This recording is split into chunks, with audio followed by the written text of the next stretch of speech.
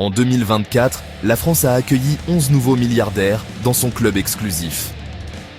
7 d'entre eux n'ont bâti leur fortune à partir de rien. Ils l'ont hérité. Ce n'est pas une simple coïncidence. C'est le reflet flagrant d'un système où l'héritage l'emporte souvent sur le travail. Aujourd'hui, on estime que 60% de la richesse nationale française est concentrée entre les mains des héritiers. Une augmentation spectaculaire par rapport à seulement 35% en 1970. Cette seule statistique brosse un tableau qui peut être décourageant, suggérant que les dés sont pipés avant même que la plupart d'entre nous n'aient une chance de jouer. Cela implique que votre ligne de départ est déterminée des décennies avant votre naissance, faisant du rêve de la réussite personnelle une fantaisie lointaine, presque inaccessible pour la personne moyenne. Mais avant de partir, laissez-moi vous offrir un contrepoint. Malgré le puissant courant de l'héritage, la France abrite également un nombre croissant de millionnaires. Et une part significative d'entre eux sont des self-made men.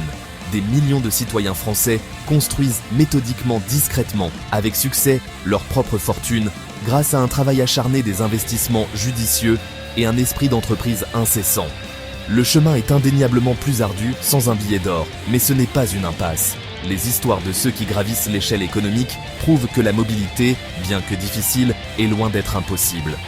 Si cette piqûre de rappel résonne en vous et que vous êtes prêt à passer à l'action, alors qu'est-ce que ça signifie réellement d'être riche en France en 2025 ? Oubliez les images de super yachts à Saint-Tropez et de jets privés au Bourget. Pour les statisticiens et les économistes, la définition est bien plus terre à terre. La métrique la plus courante utilisée par l'INSEE est basée sur le revenu. Officiellement, vous êtes considéré comme riche si votre revenu disponible est le double du revenu médian national. Pour une personne seule sans enfant, ce seuil est d'environ 4 056 € net par mois. Pour un couple avec 2 jeunes enfants, environ 10 138 € net par mois. Ces chiffres peuvent sembler bas pour certains et très élevés pour d'autres, mais ils donnent un point de référence clair et data-driven. Cependant, le revenu n'est que la moitié de l'équation. Une richesse durable se mesure à ce que vous possédez. Votre revenu est un flux. Votre patrimoine est le réservoir de vos actifs, moins vos dettes. Biens immobiliers, actions, épargne, capitaux propres d'entreprise, moins les passifs et prêts hypothécaires. On peut très bien gagner beaucoup et n'avoir aucun patrimoine si tout est dépensé. A l'inverse, avec un revenu modeste, une épargne et des investissements disciplinés bâtissent une vraie richesse. Top 10%. Environ 716 000 € de patrimoine brut. Top 1%, plus de 2 200 000 €. Pour la majorité aisée, l'immobilier est la base. L'achat à crédit de la résidence principale est l'outil le plus répandu. Plus on monte, plus la part d'immobilier baisse au profit des actifs financiers. Actions, obligations, capital investissement et autres placements dominent alors. Le levier le plus sûr et universellement accessible pour bâtir un patrimoine, c'est votre capital humain. Investissez dans votre éducation et développez vos compétences en continu.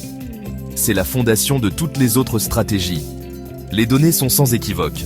Le diplôme augmente nettement le revenu de vie, parfois de centaines de milliers, voire plus d'1 million sur carrière.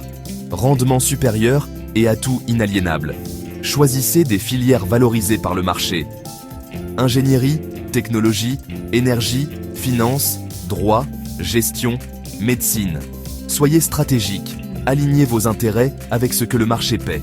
En 2025, data, IA, cybersécurité, énergie verte, forte demande et salaires élevés. Le diplôme n'est que le début. Apprentissage tout au long de la vie, sinon vos compétences se périment.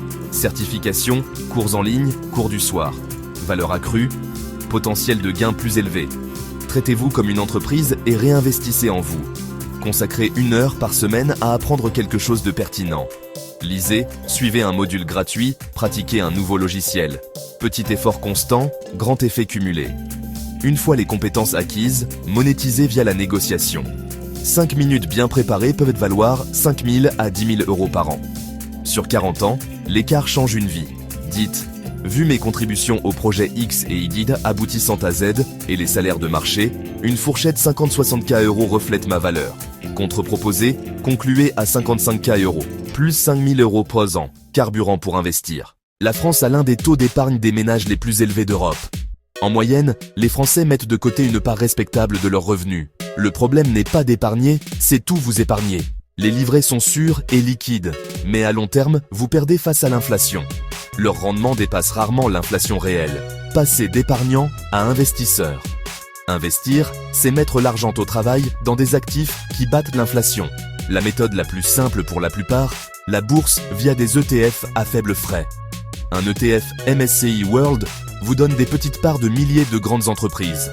Sur de longues périodes, environ 7 à 8% par an en moyenne. Simulons l'intérêt composé avec 260 € par mois. À 7%, 10 ans, 45 000 € pour 31 200 € investis. 20 ans, 135 000 € pour 62 400 € investis.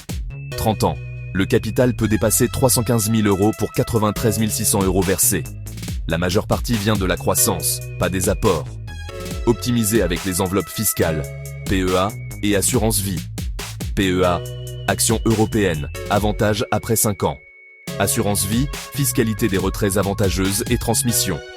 L'essentiel, commencer, même petit, et automatiser chaque mois.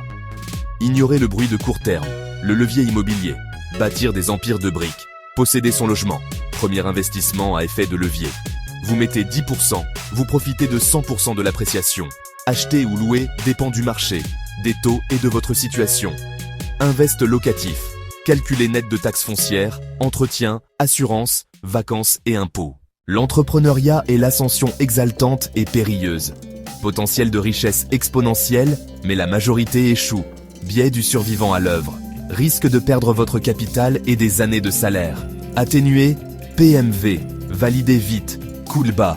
Pivoter sans vous cramer.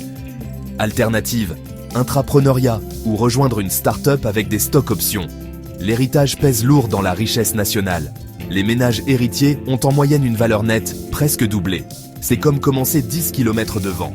Au-delà de l'argent, réseau, confiance, aisance, avantages cumulatifs réels. Oui, les règles ne sont pas équitables, mais elles ne gravent pas votre destin. En France, environ 1 homme sur 4 monte au-dessus de la classe de son père. Où vous vivez compte. Opportunités et réseaux sont concentrés. Ces pôles attirent talents et capitaux. Salaire plus élevé malgré le coût de la vie. Arbitrer, vivre moins cher en gardant un salaire de métropole peut booster l'épargne. Soyez mobile surtout en début de carrière. Fort effet accélérateur. La richesse n'est pas un mystère, c'est une formule. Temps, discipline, stratégie claire. Agissez sur vos leviers. Apprendre, négocier, investir régulièrement, utiliser la pierre, saisir les bons écosystèmes. Dites-moi en commentaire votre prochain pas concret. Abonnez-vous à Richesse Interdite pour des stratégies pratiques et sans bullshit. Partagez cette vidéo à quelqu'un qui en a besoin. Merci pour votre temps. À tout de suite dans la prochaine vidéo.